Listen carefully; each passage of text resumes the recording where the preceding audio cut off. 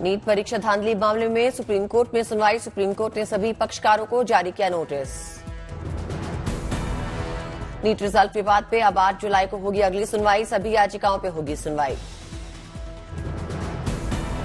NEET परीक्षाओं को लेकर सुप्रीम कोर्ट ने एनटीए और केंद्र सरकार को भी जारी किया नोटिस।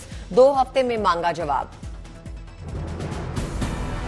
बिहार पुलिस का दावा, एनटीए को इस लीक के बारे में मई में ही जानकारी दे दी गई थी। बिहार पुलिस को पहले ही मिले थे पेपर लीक होने की जानकारी। पुलिस ने 13 लोगों को गिरफ्तार भी किया। प्रधानमंत्री नरेंद्र मोदी आज शाम 5:30 बजे से रात 9 बजे तक समिट में शिरकत करेंगे। एयरपोर्ट पर प्रधानमंत्री मोदी का भव्य स्वागत हुआ।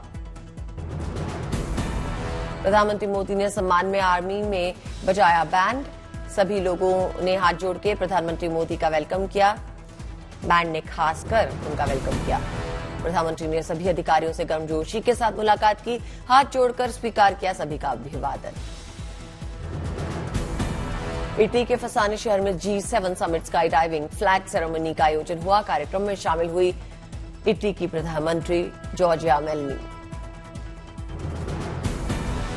अमेरिका, ब्रिटेन समेत कई देशों के राष्ट्राध्यक्ष भी कार्यक्रम में शामिल। सेना के जवानों ने मेहमानों से हाथ मिलाया।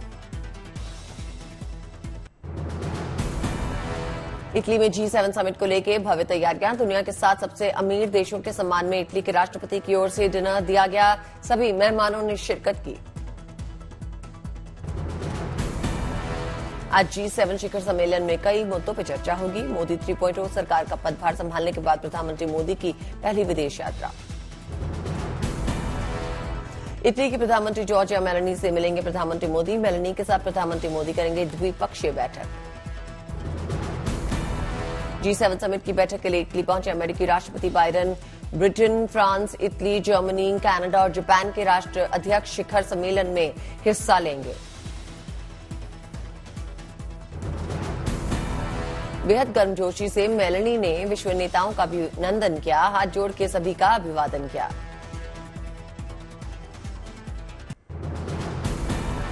बाईस जुलाई से शुरू होगा संसद का पहला मानसून सत्र। सूत्रों के मुताबिक 9 अगस्त तक चलेगा यह सत्र।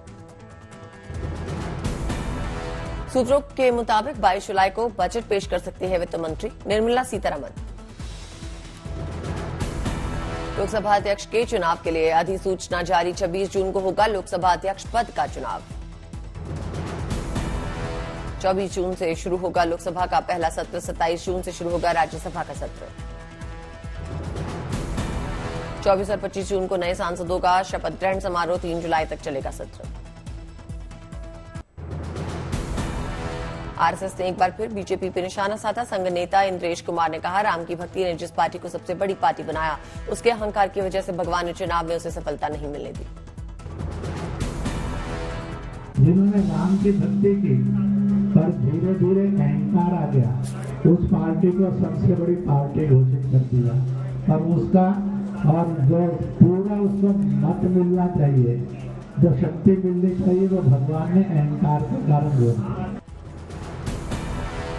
संघ के प्रचारक इंद्रेश कुमार ने इंडिया गठबंधन पर वार किया। कहा, जिन्होंने राम का विरोध किया, भगवान ने सभी के मिलने के बावजूद चुनाव में उन्हें नंबर 1 नहीं बनने दिया, नंबर 2 पे ही रोक दिया। उन्होंने राम का विरोध किया, उनमें से किसी को भी शक्ति नहीं दी, सब मिलकर भी नंबर 1 नहीं बने, नंबर 2 पर खड़े कर दिए। इंद्रेश कुमार ने लोगों से भगवान पर भरोसा करने की बात कही। कहा, ईश्वर का न्याय सच्चा और आनंददायक है। इससे पहले संघ प्रमुख मोहन भागवत ने भी बीजेपी पर निशाना साधा। कहा था, काम करे लेकिन मैंने ऐसा किया, अहंकार न पाले।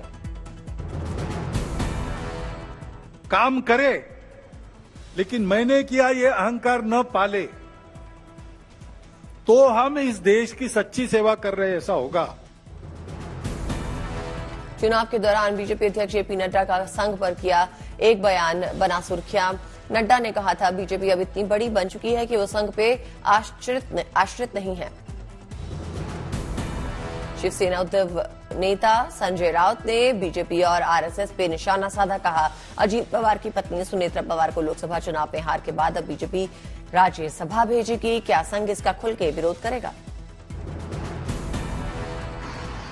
अजीत पवार के पास सुनेत्रा पवार जी को राज्यसभा भेजने के लिए वोट कम है, ज्यादा उतना वोट उनका फिगर नहीं है, तो बीजेपी की मदद से अजीत पवार की पत्नी जाएगी। बीजेपी की मदद से क्या करेंगे? आज विरोध करेंगे, खुलकर विरोध करेंगे। 4 दिवसीय गोरखपुर के दौरे पे संघ प्रमुख मोहन भागवत कई कार्यक्रमों में लेंगे हिस्सा। संघ प्रमुख मोहन भागवत से सीएम योगी करेंगे मुलाकात। चुनाव के बाद इस मुलाकात को माना जा रहा है बेहद अहम। मुंबई बीजेपी अध्यक्ष आशीष शेलार ने उद्धव ठाकरे पे वोट बैंक के लिए राजनीति करने का आरोप लगाया। कहा, मुस्लिम समाज को लगा रहे हैं गले, भेंट ले रहे हैं तलवारें। आशीष शेलार ने यह भी कहा, जब मोदी और शाह ने पीएफआई पे बैन लगाया था तब भी उद्धव ने इसका स्वागत नहीं किया था। महाराष्ट्र के डिप्टी सीएम देवेंद्र फडणवीस ने भी उद्धव पे निशाना साधा। कहा, उद्धव को केवल उन्हीं का वोट मिला जिनके लिए वो हिंदू भाई और बहनों का कहना छोड़ चुके हैं। बिहार में बिगड़ते कानूनी व्यवस्था पे तेजस्वी सरकार पर भी निशाना साधा। कहा, राज्य में लगातार गोलियां चल रही हैं, हत्याएं हो रही हैं, सरकार फेल हो चुकी है। जिस प्रकार से लगातार गोलियां चल रही हैं, लगातार हत्याएं हो रही हैं, ये साफ दिखाता है कि कानून जो है पूरी तरीके से अपना काम नहीं कर पा रहा है।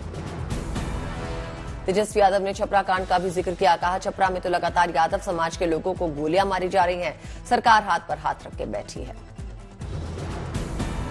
छपरा में तो लगातार ऐसी घटनाएं हो रही है, लगातार यादव समाज के लोगों को जो है वहां गोलियां मारी जा रही है। जेडीयू सांसद संजय झा ने तेजस्वी पे वार किया। कहा, घटना कहीं भी हो सजा तो होगी, कोई राजनीतिक संरक्षण नहीं दिया जाएगा। घटना होगी, अपराधी पकड़ा जाता है और सजा होता है, कभी भी उसको कोई राजनीतिक संरक्षण किसी अपराधी को नहीं दिया जाता। कि जब भी कोई घटना होगी, अपराधी पकड़ा जाता है और सजा होता है, कभी भी उसको कोई राजनीतिक संरक्षण किसी अपराधी को नहीं दिया जाता। छपरा कांड पे संजय झा ने तेजस्वी पे वार किया। कहा, छपरा मामले में कार्रवाई हुई है।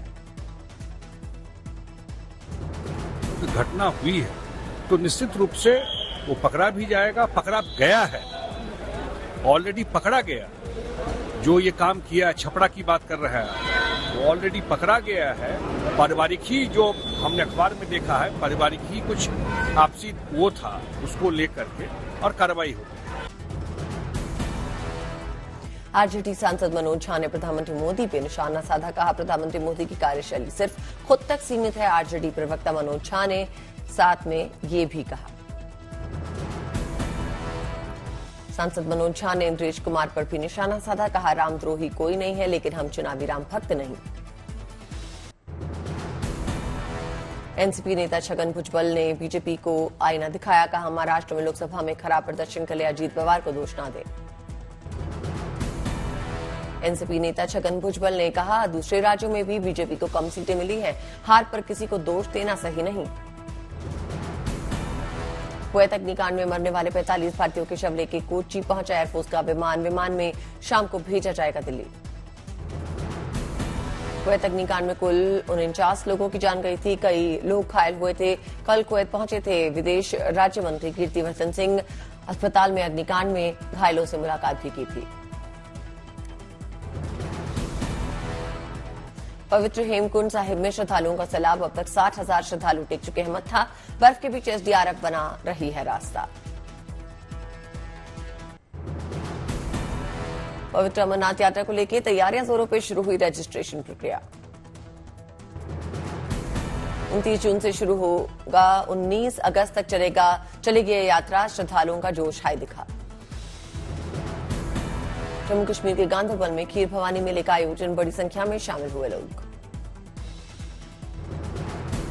खीर भवानी मेले को लेकर कश्मीरी पंडितों का दिखा जबरदस्त उत्साह। खीर भवानी मंदिर में पूजा की।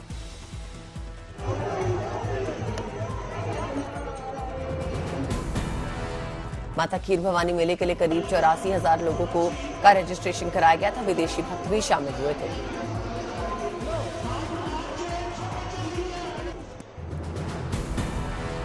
मेरठ में एक छात्र ने दुर्घटना से बचने के लिए बनाया अनोखा हेलमेट। बाइक सवारों को वाहन स्टार्ट करने के लिए पहनना होगा ये हेलमेट। पंचकुला में मनसा देवी मंदिर पहुंचे सीएम नायब सिंह सैनी, माता के दरबार में हाजिरी लगाई। चेन्नई में क्लैगनर करुणानिधि शताब्दी समारोह का आयोजन, मंत्री अंबिल महेश भी शामिल हुए।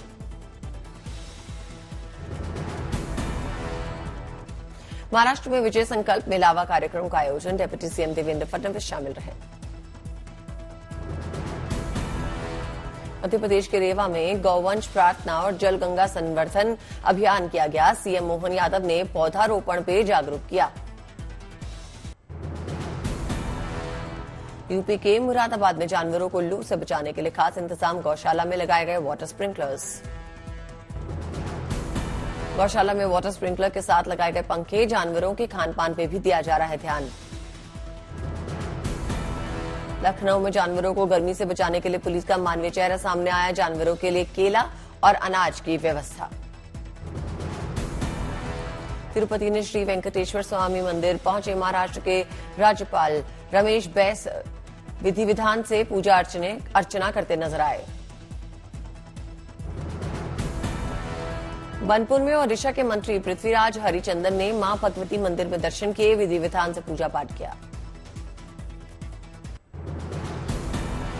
दिल्ली एनसीआर सहित पूरे उत्तर भारत में भीषण गर्मी के साथ हीट वेव का प्रकोप, प्रशासन ने की लोगों से सतर्क रहने की अपील। मुंबई में बदला मौसम, जमकर बरसे बादल, लोगों को मिली गर्मी से राहत। मुंबई में बारिश से खिले लोगों के चेहरे, ईस्टर्न एक्सप्रेसवे से सामने आई तस्वीरें। साउथ में भी इंद्रदेव हुए मेहरबान, चेन्नई शहर से सामने आई झमाझम बारिश की तस्वीरें। ओडिशा के भुवनेश्वर में बरसे बादल, बारिश से तापमान में आई गिरावट।